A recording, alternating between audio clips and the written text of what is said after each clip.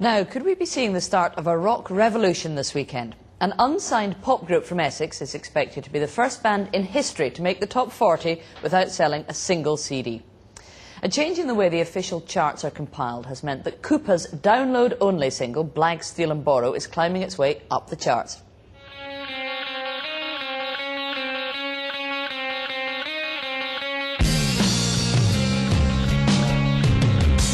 Koopa are currently at number 33. And the changes were brought about at the start of January, and they mean all digital single sales must be included in the countdown, even if there is no CD version in the shops.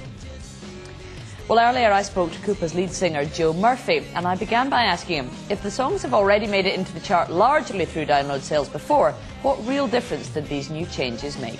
No. Basically, you don't have to have physical stock in shops, which means that we can afford to do it, really, because before we would have had to have spent thousands and thousands of pounds on CDs, getting them manufactured, and then also we'd have to estimate how many we thought we were going to sell, so we'd have to make sure there was either enough in the stock, in the shops, you know, stock in the shops for people to buy, or that we don't overdo it and just waste a load of money. So I think that element's been taken out, so now with downloads it is very, very easy to get your songs onto a download site, you know, things like 7 Digital and iTunes and things like that. And but if you don't have the CDs in the shops and you don't have the marketing budget of a big label behind you, how do you get the song known at all? How does anybody know to download it? Work really, really hard is the only way. Well, obviously with the introduction of things like MySpace and stuff like that, it's been absolutely great for us because we've been able to market ourselves online, literally.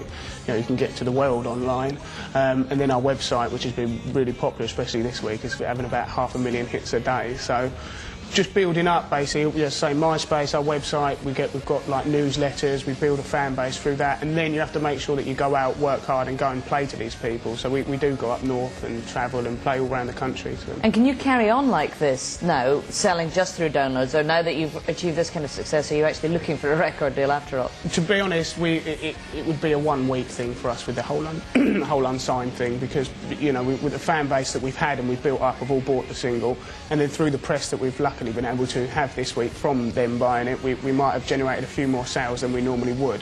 So to be honest, we'd need record label backing if we wanted to continue to try and keep this song in the charts and things like that. But what it is, it's a great step of getting noticed. You know, it's got us noticed, and if it can work for other bands, that'd be absolutely superb. And you have actually turned down record deals before. I mean, you could have been having CDs in the shops for a long time now. Yeah, it's basically we don't want to come across as a manufactured band in any way, because we're not. And a lot of the big record deals we were offered in the first place were basically the labels wanted to change us too much, or some of the minor labels, we were talking to them and it didn't really appear they could do anything for us that we can't do ourselves or our manager can't do. So yeah, we have turned down labels in the past just because we want to keep a bit of respect. If we were a bit poppy, you know, people say that we're quite punky, but we get the busted McFly kind of thing. But we don't mind that because they sell loads of records. But we're not manufactured anyway. We do it ourselves. Literally just us three and our manager. Even the recordings, the touring, we drive ourselves in our own van, all that kind of stuff. It's great fun.